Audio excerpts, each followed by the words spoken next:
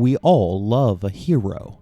From the ancient epics of Homer to today's Marvel movies, stories about men and women rising against impossible odds, achieving something noble, something bigger than themselves, have always struck a deep chord.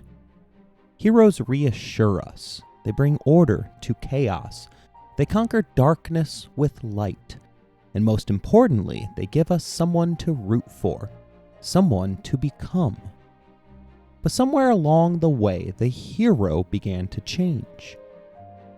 Somewhere between Clint Eastwood's scowl and Tony Soprano's therapy sessions, a new kind of figure started to dominate our stories.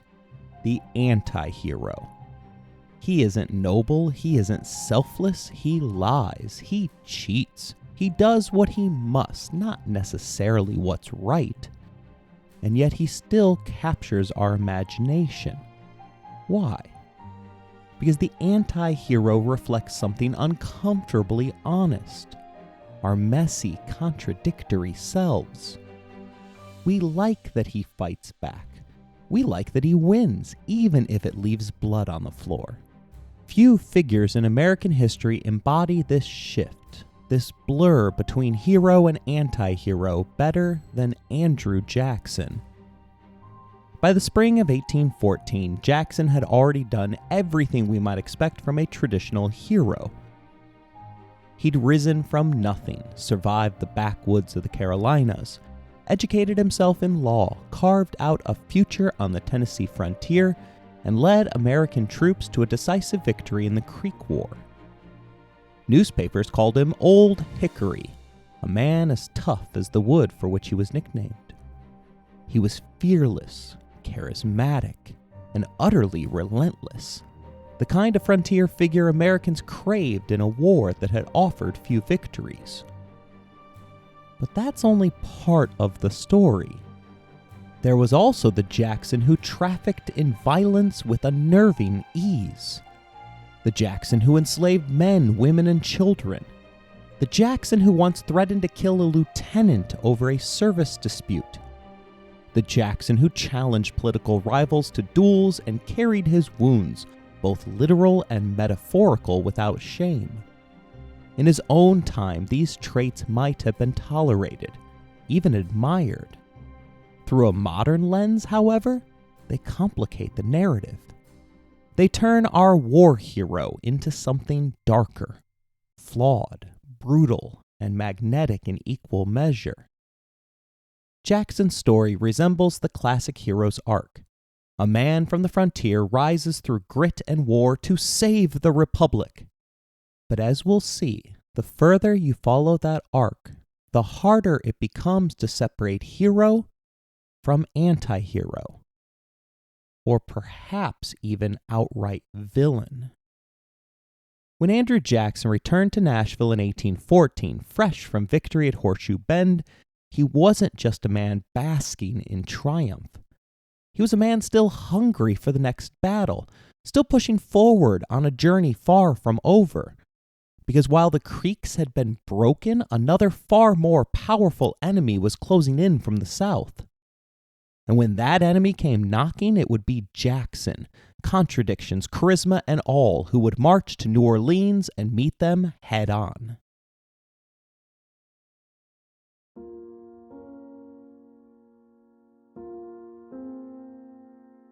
You're listening to Empires, Anarchy, and Other Notable Moments, a podcast designed for deep dives that assist in the teaching of history. This series focuses upon America's 7th president, Andrew Jackson. Episode number 3, The Hero of New Orleans.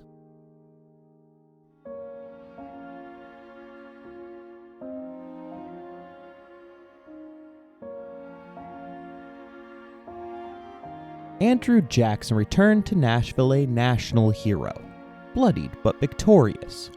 The Creek War was over. The Red Stick resistance had been shattered at Horseshoe Bend. Jackson's shoulder wound was healing.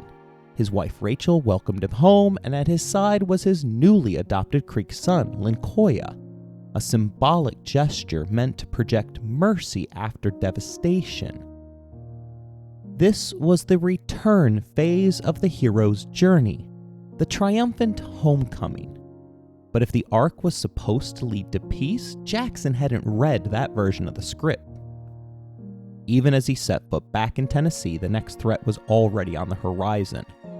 Just 4 days before his return, on May 10th, 2 British frigates dropped anchor off the coast of Spanish Florida, roughly 200 miles southeast of Pensacola.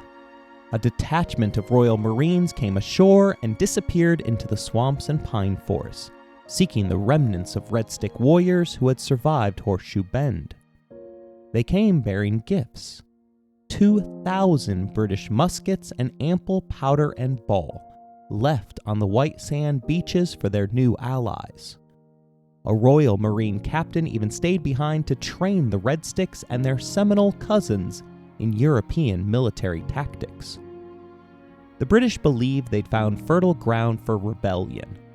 Minor Red Stick chiefs entertaining British officer Edward Nichols told a wildly embellished tale that the resistance remained strong, that they had the support of the Choctaws, Chickasaws, Cherokees, Seminoles, and even enslaved African Americans ready for an uprising. "We are the king's dutiful children in this part of the world," they claimed, asking only for more guns and ammunition. What they failed to mention was Horseshoe Bend, the war they had decisively lost, and the thousands of warriors lying buried in the ground. Still, the British believed what they wanted to hear. Flush with confidence after Napoleon's defeat in Europe, they were finally free to direct more troops and ships to the American front. Their goal was clear: seize New Orleans, control the Mississippi River, and force the U.S. to abandon its ambitions in Canada. The British captain who landed predicted that 3,000 troops could do it, especially if native allies and Spanish discontents joined their cause. Back in Tennessee, Jackson suffered no illusions. Though celebrated in Nashville, he believed the frontier remained under threat. Historian John Meacham writes, Jackson never rested. Despite his victory, he remained convinced that the Indians were still a live threat, and more importantly, a willing tool in the hands of the British and the Spanish. That spring, he ordered defensive preparations in Mobile and began advocating for preemptive action in Spanish Florida, which he suspected was being used as a launchpad for further attacks. Washington saw things much the same. On May 22nd, Secretary of War John Armstrong offered Jackson a commission as a brigadier general in the regular army and command of the 7th Military District, covering Louisiana, Tennessee, the Mississippi Territory, and the recently subdued Creek Country. Absent any other clear American victories, Jackson's record at Horseshoe Bend stood out. He accepted, and just before leaving home again, received an even higher honor, a promotion to Major General, filling the vacancy left by William Henry Harrison's resignation. Old Hickory left Nashville on June 25th, still stiff from the wounds he'd gained in brawls before the Creek War, but commanding more power than ever. He was headed back to Fort Jackson, where peace negotiations were supposed to wrap up the war. But Jackson wasn't interested in limited reparations or symbolic gestures. He rejected the idea of simply claiming enough Creek land to pay for the war.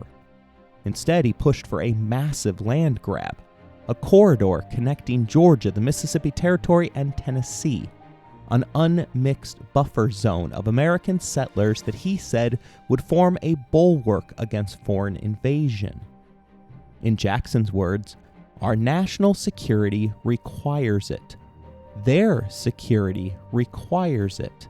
The happiness and security of the whole require this salutary agreement." The whole, of course, did not include the Creek. Even the Cherokees, who had helped him defeat the Red Sticks, were asked to give up what little land they still held in Tennessee. Peace, in Jackson's eyes, was not something to be negotiated. It was something to be imposed. Though Jackson had returned home, this wasn't a rest between battles, it was a pivot.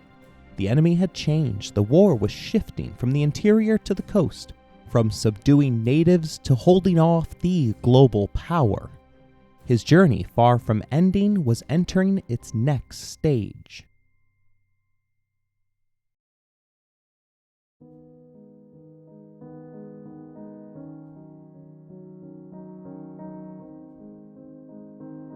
Every hero's journey reaches a return, a moment of supposed triumph when the hero comes home, changed by battle.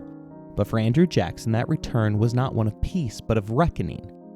At Fort Jackson, the general who had risen in glory would now consolidate his power, not by honoring his allies, but by taking everything for the victors.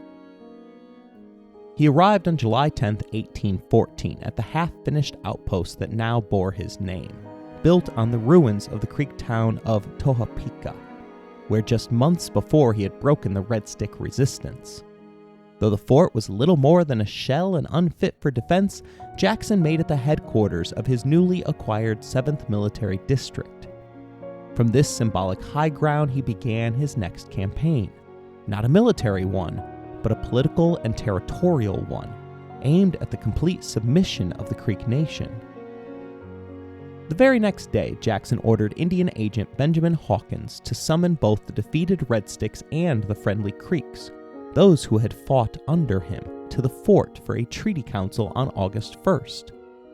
The government's official goal was modest: secure enough land to offset the cost of the war. Jackson's vision was far more ambitious. As historian Peter Cozens explains, Jackson was driven less by land hunger than by frontier security. He believed the borders of Georgia, Tennessee, and the Mississippi Territory must be removed from the threat that Peter McQueen, Josiah Francis, and the remaining hostile Red Sticks posed, particularly because it appeared that the Spaniards and British intended to abet further conflict. But Jackson's methods weren't just strategic, they were visceral.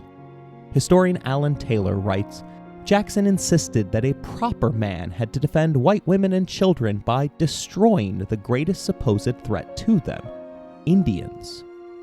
He lived by a bloody motto: an eye for an eye, tooth for a tooth, and scalp for a scalp.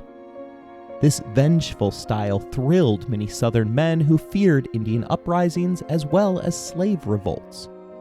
For them, Jackson embodied a kind of violent security, an anti-hero whose promise of aggressive expansion could keep internal and external threats at bay. Taylor notes, fears of internal enemies interacting with external foes bred the American dream of boundlessness as security. So when the Creeks, including his native allies, gathered at Fort Jackson, Andrew Jackson shocked them by treating friend and foe alike. This war has cost the United States a large sum, he declared. You must yield as much of your land as will pay this sum. And then came the real blow. The land must be taken from your whole nation, in such a manner to destroy communication with our enemies everywhere. Your brothers, the friendly Creeks, will agree to it. They decidedly did not. Jackson demanded 22 million acres, more than half the Creek domain, encompassing much of present-day Alabama and Georgia. He insisted the Creeks give up hunting, become farmers, turn in or kill the remaining Red Stick fugitives, and allow U.S. roads and forts throughout their territories. As Cozens puts it, there was a touch of evil genius in Jackson's approach. He would end the war by concluding a harsh peace with his allies. For this, the Creeks gave him a new name: Sharp Knife. Perhaps most galling was Jackson's disregard for the very native allies who had helped him win at Horseshoe Bend, particularly the Cherokee. During the battle, Jackson's men had failed to breach the massive Red Stick wall. His advance stalled under heavy fire. The Cherokees took matter into their own hands, crossing the 120-foot wide river, stealing Creek canoes, and launching a surprise rear assault that turned the tide. Without them, Jackson's force would have collapsed. In true Jacksonian fashion, the principle of "to the victors go the spoils" was applied with brutal simplicity, but with a bitter irony. The spoils of the war came not from the defeated Red Sticks, but from the loyal native allies who had fought beside him. Jackson saw no distinction. To him, those who fought with the U.S. were no better than traitors to their own people. They had entered the ranks of an invading army, he told aide John Reed, to exterminate their own people. Like American loyalists of the Revolution, they were to be despised, not rewarded. When Big Warrior, a Creek ally, appealed for fairness, asking for compensation for personal losses, Jackson threatened to put him in chains. Yet he dangled a slim hope. If the Creeks signed the treaty, Hawkins would send their claims to your father, the president, who would pay honorably everything you ought to have. But only after, Jackson insisted, we must first know our friends from our enemies. Facing no other choice, the Creek leaders signed. Of the 36 chiefs who made their marks on the Treaty of Fort Jackson, only one was a Red Stick. Big Warrior, in a remarkable gesture of gratitude to a man actively using the law to ruin his people, offered Jackson a personal gift: 3 square miles of the newly ceded land. Jackson declined, afraid of the appearances of corruption. But the real prize was already his. With the stroke of a pen, Jackson acquired over 21 million acres of what he called the cream of the Creek country. Rich farmland, hunting grounds, and future towns, all now open for auction to speculators and settlers. Its full implications would unfold over decades, setting a precedent for the removal and dispossession of not just of the Creeks, but of all native people in the Southeast, and eventually across the entire western frontier. In the traditional hero's journey, this stage is often called the road back, when the hero returns to his world bearing new power and wisdom. But Jackson's power wasn't wisdom, it was conquest. And the road ahead would not lead back home, instead taking him to New Orleans and the climax of a myth that still shapes America's view of itself.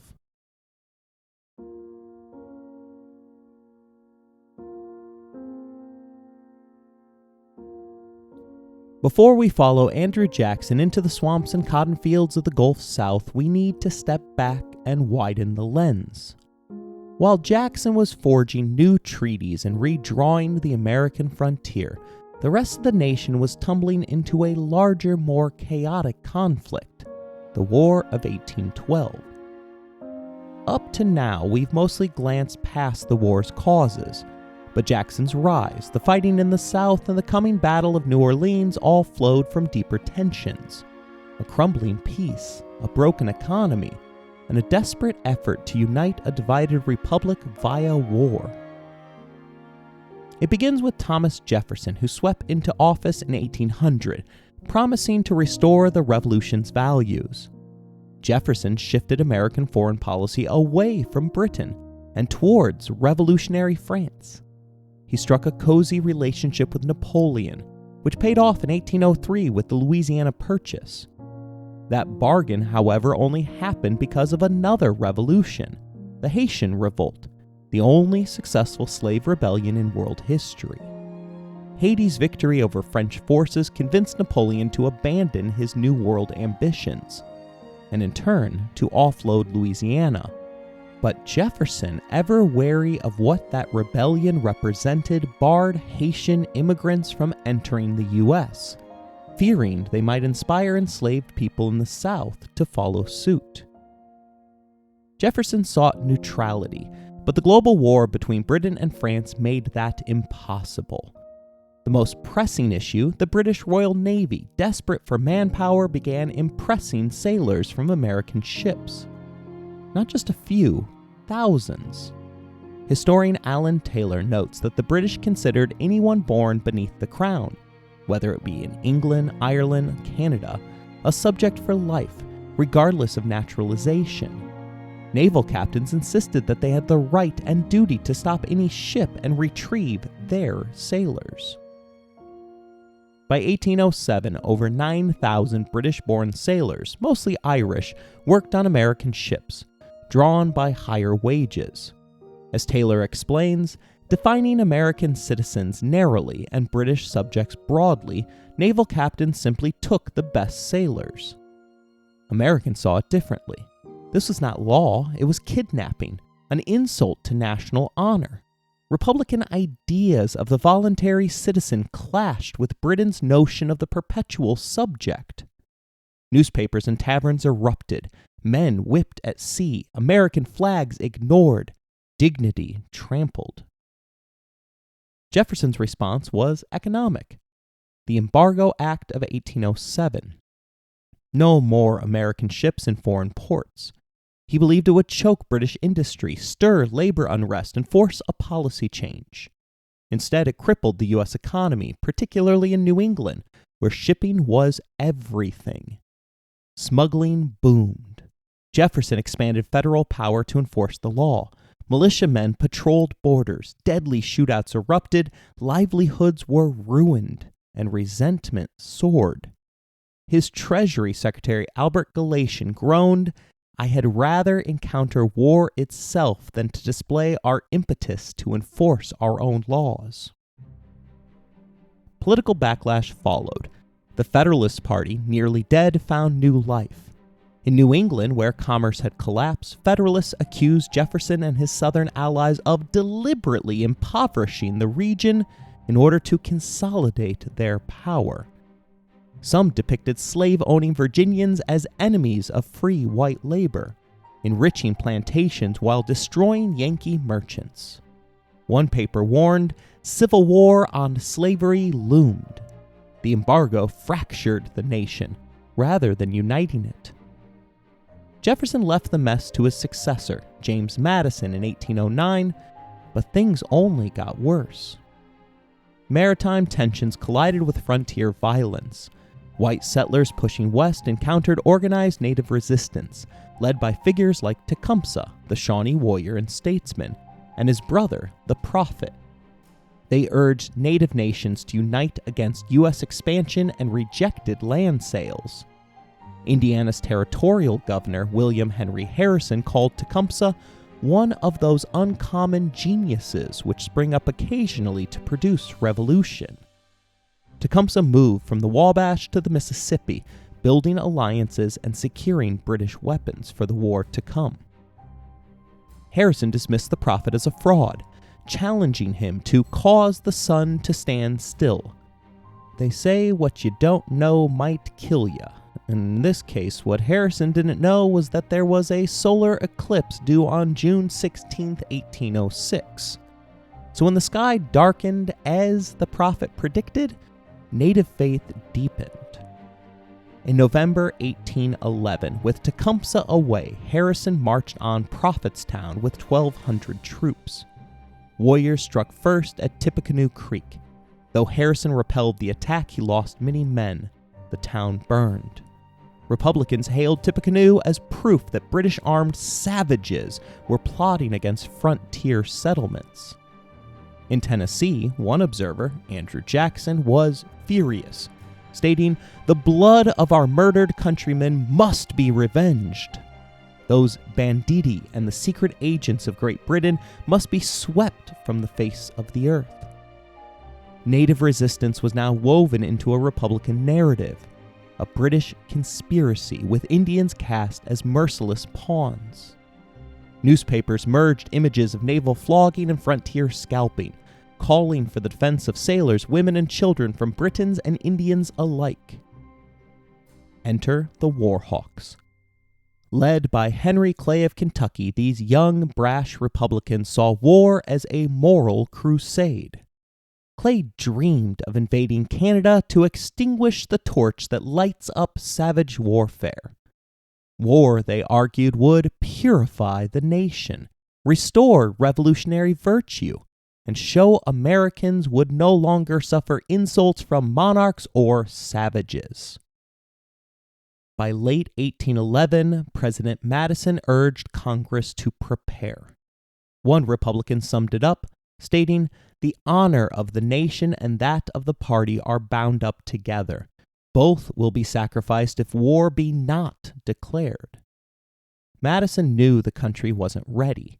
Jefferson had shrunk the army to just 3,000 men, barely enough to defend a 10,000-mile frontier and a 20,000-mile coastline.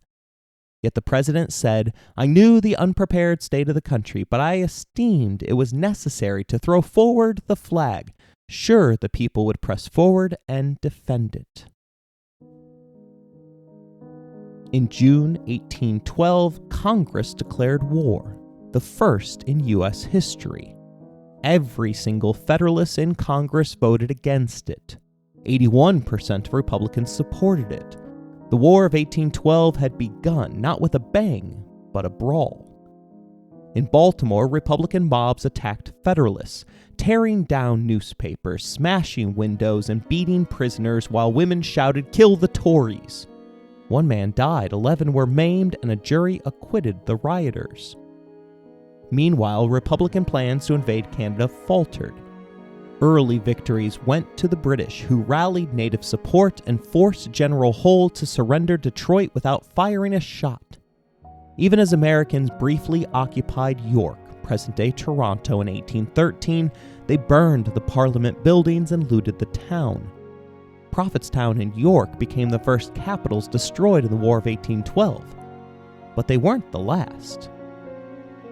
Behind the failures was a broken war effort. The army was tiny, undertrained, and poorly led. Officers were often political appointees, more practiced in duels than actual combat. Pay was low, enlistments short, and land incentives insufficient. State militias, hastily called, refused to cross into Canada. At the same time, enslaved African Americans saw Britain as a potential liberator. Hundreds joined the British as colonial marines. Congress tried to fix things in 1814, raising pay, doubling land bounties, and offering cash bonuses. But by then, Britain, freed from Napoleon, struck out in force, from Montreal to Maine, the Chesapeake to New Orleans. In August, British troops burned the U.S. Capitol and White House. In September, Americans barely held Baltimore, inspiring Francis Scott Key to write the Star-Spangled Banner. The final offensive, New Orleans, remained in suspense as the year closed. Internally, divisions festered. Federalists in New England opposed the war from the start, resenting domination by slaveholding Virginians and even flirting with secession. By 1815, Republicans had their war, but not the quick, cheap, or glorious conflict they envisioned. Conquering Canada proved far harder than Jefferson imagined. Instead, they faced military collapse, regional rebellion, and the literal burning of their capital. They fought for independence and honor, but exposed just how fragile both remained.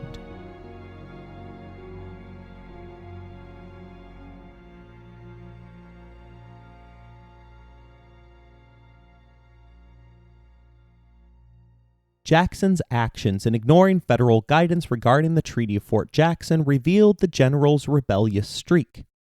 The people of Tennessee had long known about Jackson's difficulties with authority. Numerous times he blatantly ignored orders to concentrate on what he viewed as the greater good. Now Washington was put on notice. Jackson, a backwoods general who disdained federal caution and diplomacy, operated with the autonomy of a regional governor and the impunity of a conqueror. With the Creek War seemingly ended, Jackson's focus shifted to the next far greater threat, the British forces assembling along the Gulf Coast. During the War of 1812, Britain had sought to use native discontent as a wedge against the young American Republic. Their most committed allies in the South were the Red Stick Creeks, survivors of Horseshoe Bend, like Josiah Francis and Peter McQueen, men who had fled into Spanish-held Florida. There in Pensacola, they regrouped under the protection of the Spanish garrison and British allies. The English presence in Pensacola was more formidable than at any previous point in the Gulf campaign. Admiral Alexander Cochrane, newly arrived with 8,000 redcoats, far more than he had initially requested, prepared to launch a southern offensive.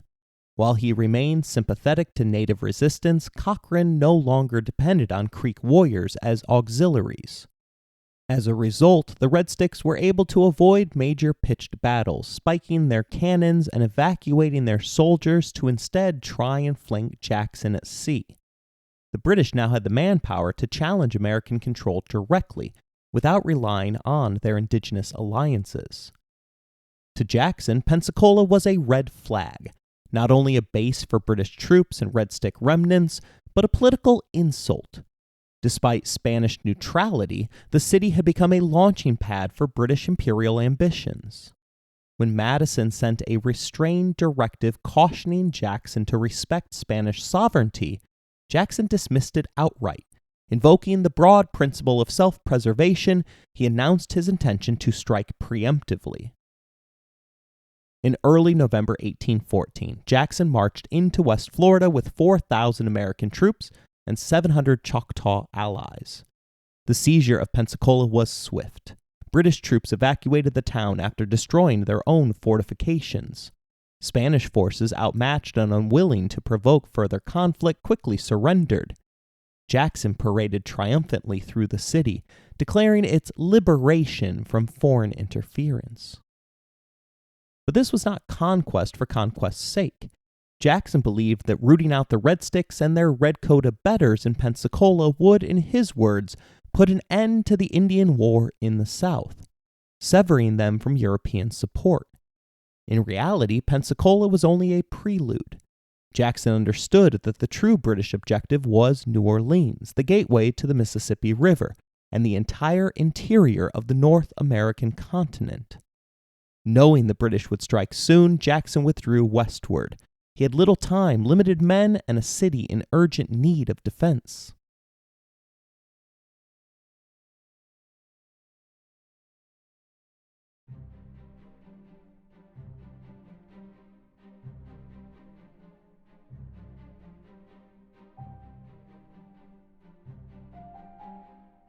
In December 1814, New Orleans was a city under siege. British troops were gathering for a full-scale invasion, hoping to seize the port and control the Mississippi. Jackson, who had returned from Pensacola with battle-hardened troops, imposed martial law. When a federal judge tried to issue a writ of habeas corpus to release a detained civilian, Jackson had the judge jailed. He would later be fined for this action, and decades later would demand Congress reimburse him for it, which it eventually did. In assembling a defense, Jackson drew together an unlikely and deeply diverse army. It included Tennessee and Kentucky militia, local Creoles, pirates under the command of Jean Lafitte, and native allies. He also recruited 600 free black volunteers, promising them equal pay and the chance to prove themselves as patriots, despite protests from some white slaveholders. He dismissed their concerns flatly.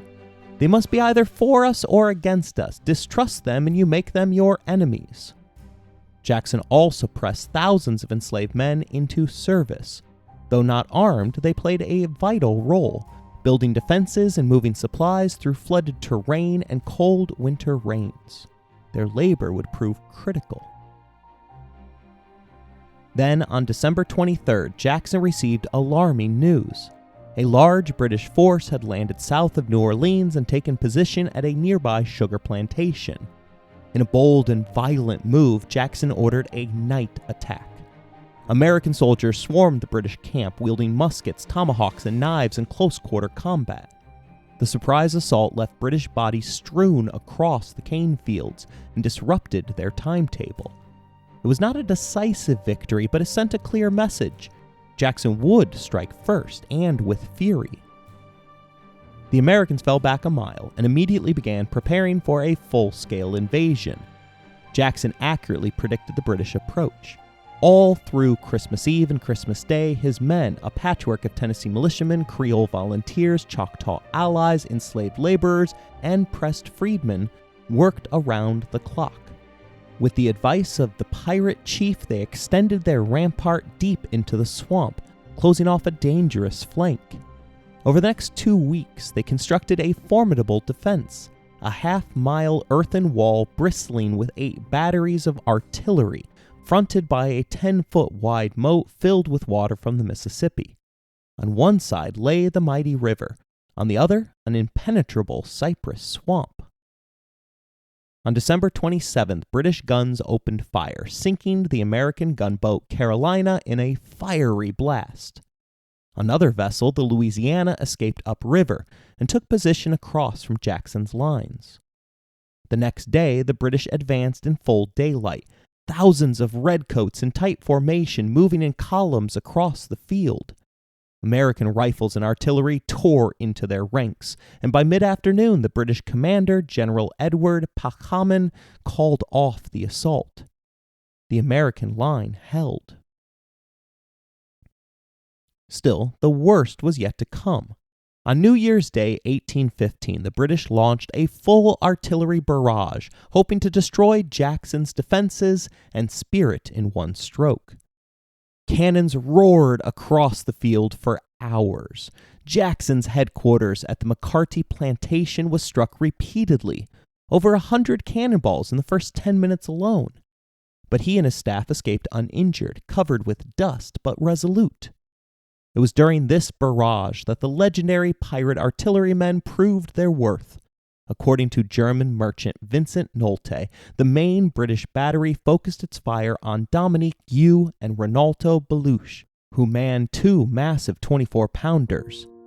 At one point, as Dominique U observed the enemy through a spyglass, a cannonball wounded his arm.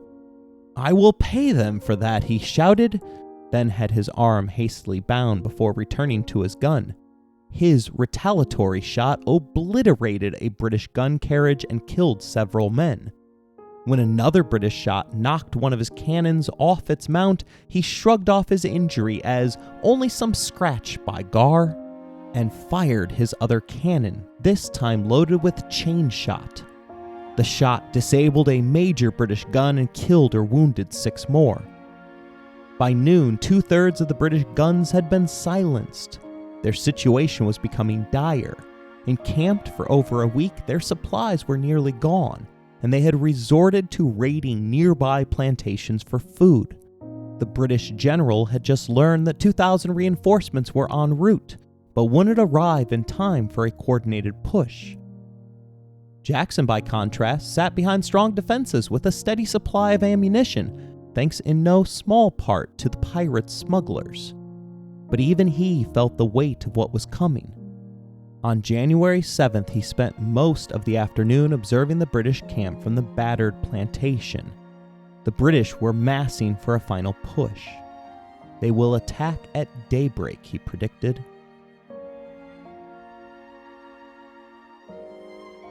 The attack came on January 8, 1815. It was a Sunday morning cloaked in fog. Thousands of redcoats advanced across open cane fields, drums pounding, banners flying, directly into American musket and artillery fire. On Jackson's left, the elite 95th Regiment managed to wade across the defensive ditch. But without siege equipment or scaling ladders, they were forced to hack steps into muddy ramparts with their bayonets, a futile and desperate act. Nearby, the 44th Foot halted in confusion and began firing on the American position, despite orders to keep moving. In response, they were met with a withering volley from Carroll's Tennesseans and John Adair's Kentuckians. Within minutes, the regiment collapsed in full retreat. In less time than one can write it, recalled British quartermaster, the 44th Foot was swept from the face of the earth. Within 5 minutes, the regiment seemed to vanish from sight. From his central position behind the line, Jackson ordered a temporary ceasefire so that the smoke could clear. As the fog lifted, the enemy's position became starkly visible, perfect for another devastating barrage. At Battery Number 3, Captain Dominique U, the grinning pirate-turned-artilleryman, stood at his guns with blackened cheeks and eyes red from powder smoke. Jackson turned to his staff and declared, "If I were ordered to storm the gates of hell with Captain Dominique as my lieutenant, I would have no misgivings of the result." In just 25 minutes, the British Army had lost nearly its entire leadership on the field. All 3 major generals were down. The lead commander of the expedition had been shot from his horse and killed, possibly by riflemen on the American right. 7 colonels fell alongside him, along with 75 other officers. The British lines broke. Chaos swept the field. A Kentucky militiaman later wrote, "When the smoke had cleared and we could obtain a fair view of the field, it looked at first glance like a sea of blood. It was not blood itself, but the red coats in which the British soldiers were dressed. The field was entirely covered in prostrate bodies." Even Jackson seemed stunned. "I never had so grand and awful an idea of the resurrection as on that day," he later wrote. "After the smoke of the battle had cleared off somewhat, I saw in the distance more than 500 Britons emerging from the heaps of their dead comrades, coming forward and surrendering as prisoners of war. These soldiers had dropped in the first volley and survived by lying still beneath corpses." By mid-morning, most of the British guns were silent. Their surviving ranks were broken and fleeing. Their wounded commander was already dead, his body later shipped back to England, preserved in a barrel of rum, a grim necessity for the transatlantic journey. Arriving at the battlefield just as the fighting had ended, Jean Lafitte, returning from an inspection of his stores, could scarcely comprehend the scale of the American victory. "I was almost out of breath, running through the bushes and the mud," he said. "My hands were bruised, my clothing torn, my feet soaked. I could not believe the result of the battle." American casualties were shockingly low. Just 62 killed, wounded, or missing. The British had suffered more than 2,000. For the British Empire, it was one of the most humiliating defeats of the age. For Jackson, it was the making of a legend. Watching from a distance were the Red Stick leaders who had once resisted Jackson and now found themselves allied with a broken British army. They had seen this kind of slaughter before at Horseshoe Bend, and may have wondered if Jackson was not a man at all, but a kind of reincarnated conqueror, a modern Hernando de Soto, returning from the grave to exact a fate they could not outrun.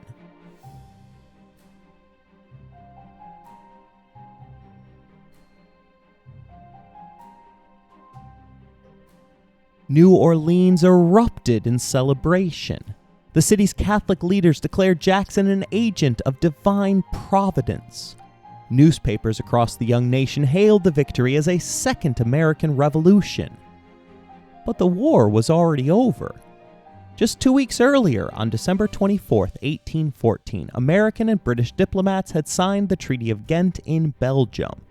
It restored the territorial status quo. No land changed hands, and there were no reparations or major policy changes. Critically, for Native Americans, Article 9 of the treaty promised that all indigenous groups involved in the war would have restored to them all possessions, rights, and privileges which they may have enjoyed in 1811. On paper, this clause invalidated the Treaty of Fort Jackson, which had taken millions of acres of Creek land by force and driven the Red Sticks into exile. But the promise would not hold. The U.S. Senate ratified the Treaty of Ghent in February 1815, but with the Native Rights Clause struck out. Jackson, newly crowned as America's hero, or perhaps anti-hero, dismissed the treaty's provisions as irrelevant. For him, the land had been won in battle, and it would remain American soil. When Red Stick leaders tried to return home, he branded them outlaws. Any notion that peace would restore justice was shattered. Jackson had long made a career of ignoring limits and defying orders. As a teenage prisoner during the Revolutionary War, he refused to shine a British officer's boots and was slashed across the face for his insolence. As a lawyer and judge, he once threatened to kill a man who would not turn himself in. He fought duels with lethal precision and pursued enemies with brutal disregard for instructions. During the Creek War, he disobeyed orders to wait for reinforcements, attacking the Red Sticks instead and forcing through a peace on his own terms. Now, with the Treaty of Ghent threatening to undo his work, Jackson again chose defiance. In June 1815, the Secretary of War urged him to honor Article 9. In pursuance of the stipulations of the 9th article of the Treaty of Ghent, he wrote, "The President is confident that you will cooperate with all means in your power to appease the Indians upon the principles of our agreement with Great Britain." Jackson refused. Appease the Creeks? Return their land? Not a chance. The Treaty of Fort Jackson was his treaty, and it would stand. Both the Madison administration and His Majesty's government be damned. He argued disingenuously that the Red Sticks were residents of Spanish West Florida, and thus not protected by the treaty.